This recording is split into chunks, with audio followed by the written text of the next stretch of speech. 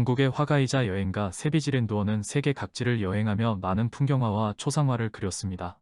여행지에서 직접 겪고 관찰한 내용들을 책으로 내곤 했는데 1891년 조선을 방문했던 일 역시 책으로 펴냈습니다. 이 책의 여행 중에 그린 조선 사람들의 모습이 사파로 들어가 있지요. 세비지렌도어가 그린 1891년 조선 사람들의 모습을 비슷한 내용의 사진과 비교하며 보겠습니다.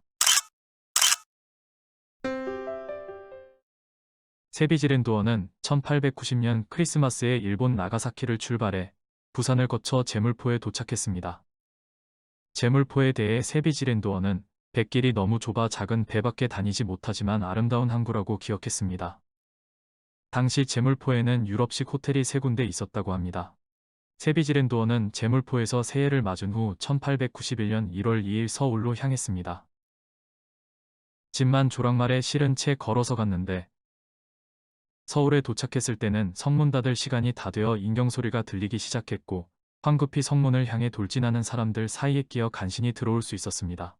세비지렌도어는 제물포에서 만난 러시아인의 집에 머물게 되는데 조선왕실의 건축가로 일하던 세례진 사바친이었습니다. 그 다음에는 독일 공사의 집에 머물게 되었고 대부분의 시간을 지낸 곳은 고종의 고문으로 활동하던 그레이트하우스의 집이었습니다.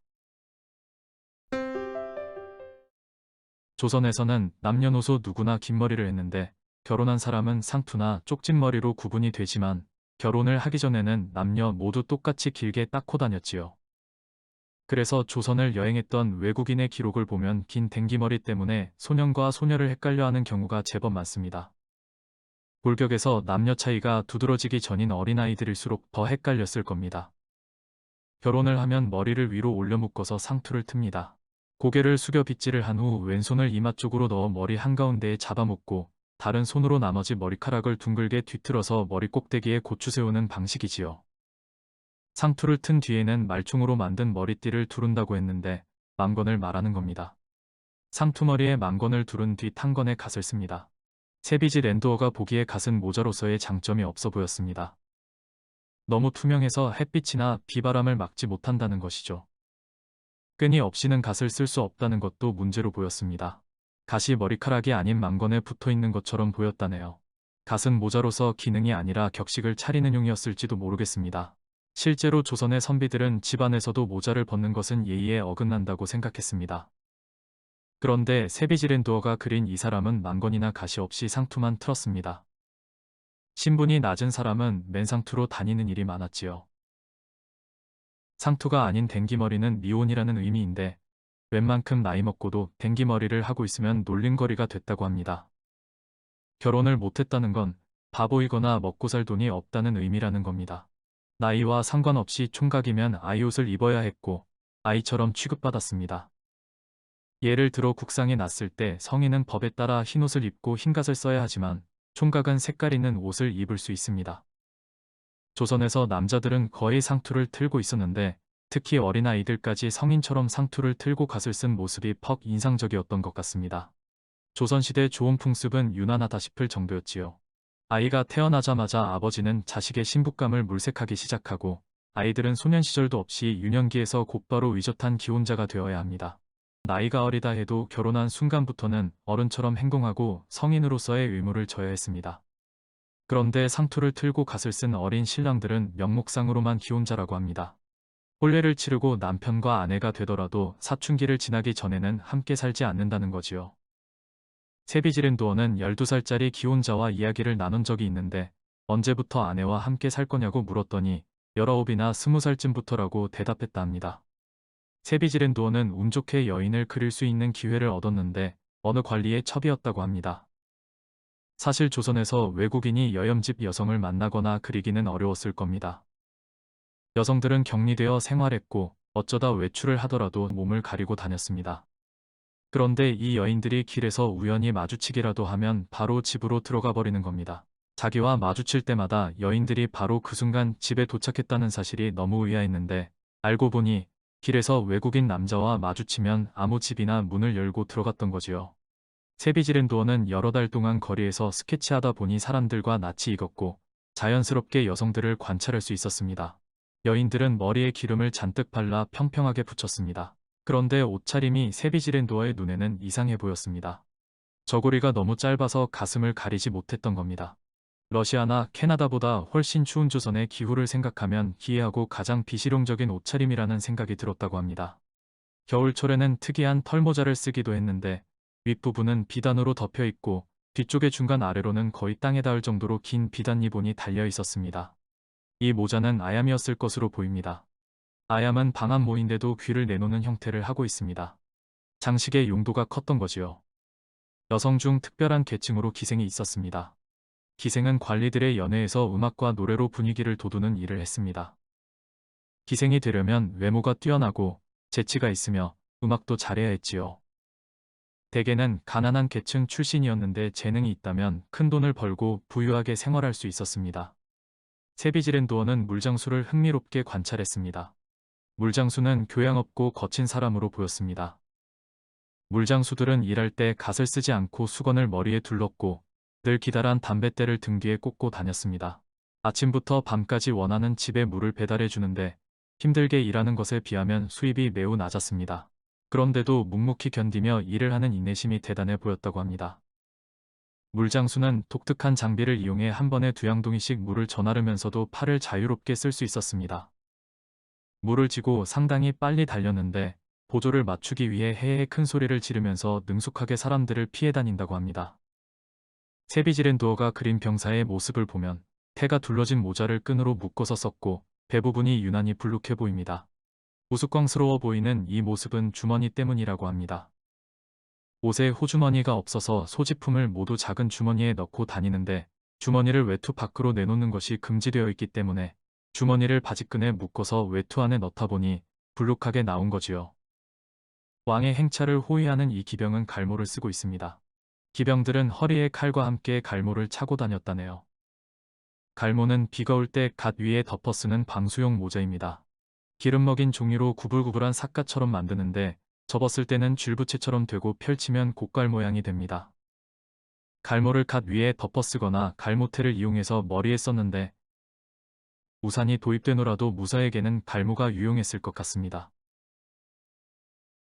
엄청나게 큰 칼을 쓴 채 저작거리를 걷는 죄인의 모습입니다.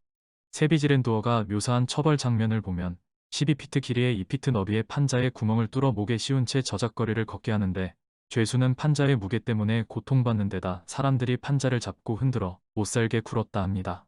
사람들은 죄인을 조금도 동정하지 않는 것은 물론 무자비하게 굴었다네요. 이상한 것은 칼의 크기가 너무 크게 묘사되어 있습니다. 무엇보다 칼을 쓴 채 걷는 게 처벌 방법인 것처럼 묘사되어 있는데 본디 칼은 감옥에 죄인을 가둘 때 쓰는 형구입니다. 어찌된 일일까요? 혹시나 죄인을 잡아가는 과정이었을까요? 세비지렌도어는 사형 집행 장면도 목격하게 됩니다. 반역죄인들을 차명에 처하는 거였는데 관련된 기록을 보면 이때 처형된 사람들은 궁궐로 쳐들어가려 했던 이근웅, 윤태선 등 7명이었고 집행 장소는 시구문방 미아리 일대였다고 합니다. 사형 집행인이 미숙해서인지 술에 취해서인지 모르지만 사형수들은 무자비하게 죽었고 어떤 사형수는 실수로 어깨가 잘려나가기도 했다고 합니다.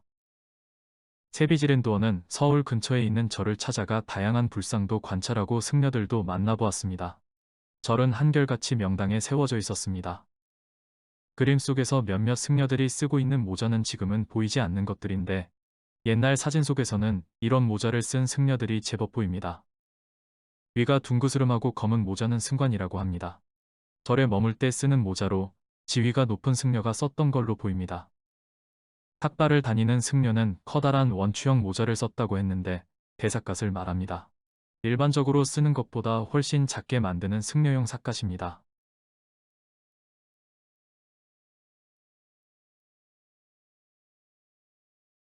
북한산 암자에서 만난 승려가 쓰고 있는 이 모자는 무엇일까요?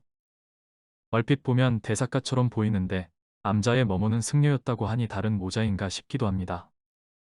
세비지렌도어는 승려들에 대해 타락한 존재들이라며 부정적인 인식을 내비칩니다. 약삭빠르고 양심이 없는 사람들인데 도덕심이라고는 털끝만큼도 없고 마음만 먹으면 어떤 말이라도 지어낼 거라고 했습니다. 그들의 목적은 마음 약한 신도들을 이용해서 치부하는 것뿐이라나요? 세비지렌도어는 비구니들이 있는 절도 방문해 보았습니다. 조선에서는 여성도 승려가 될 수 있었고 비구들과 똑같은 복장을 했지요. 그런데 조선의 비구니들은 속세의 여자들보다 더 자유분방해 보였다고 합니다. 세비지렌도어는 거처를 제공해준 그레이트 하우스를 통해 고위 관리들을 소개받고 그들의 초상화도 그릴 수 있었습니다. 세비지렌도어가 그린 민상우의 초상화를 본 고종이 마음에 든다면서 자신과 민영환, 민영준의 초상화를 부탁했다고 합니다. 관복 차림의 민영환 초상입니다. 사실 이때는 국상 중이었는데 색깔 있는 관복 차림을 그리고 싶다고 하자 고종이 특별히 허락했다고 합니다. 특이하게 옆모습을 그렸는데 그렇게 된 사연이 있습니다. 처음에 전면 초상화를 그려서 보여주자 민영환은 귀 뒤에 장신구가 보이지 않는다며 낙담했던 모양입니다. 세비지렌도어는 측면에 장신구를 크게 그려놓은 초상화를 다시 그려주었지요. 하지만 이번에는 더 크게 낙담을 했는데 한쪽 모습밖에 안 보이는 초상화였기 때문입니다. 민영준은 평범한 관복 차림으로 그렸습니다. 당시에 찍힌 관리들의 사진을 보면 이런 차림이 많습니다. 민영준은 민영환에게서 이야기를 들은 게 있어서 자세를 취하다 말고 수시로 그림을 확인하러 다가왔다고 합니다. 민영준은 계명 후 이름인 민영유로 더 알려져 있습니다. 동학농민운동 때 일본을 견제하기 위해 청나라의 도움을 요청했지만 뒤에 친일파로 변신해 국권을 넘기는데 앞장서며 일본으로부터 자귀를 받는 등 대표적인 친일 매국노로 꼽히는 인물입니다. 관직에 있을 때 수탈한 재물을 잘 불려서 조선 최고의 갑부가 되었지요. 세비지렌도어가 그린 고종의 초상화인데 책에 이 그림이 실려 있기는 하지만 근래용의 고종 초상화를 그리는 장면은 나오지 않습니다.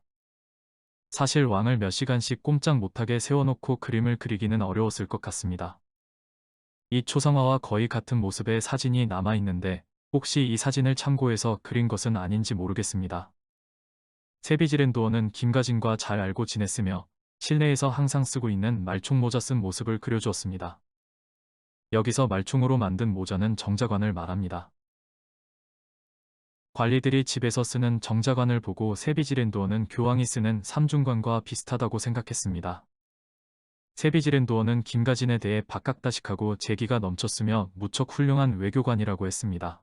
일어와 중국어에 능통했고 영어도 빨리 배웠다고 합니다. 이런 김가진을 시기해서 왕과 이간질을 시키려는 무리도 있었던 모양입니다.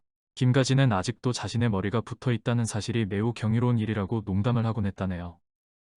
김가진은 조선의 주일공사를 지냈고 대한제국에서 법무대신을 지냈으며 일제강점기에는 상하이로 망명해 임시정부에서 활동했습니다.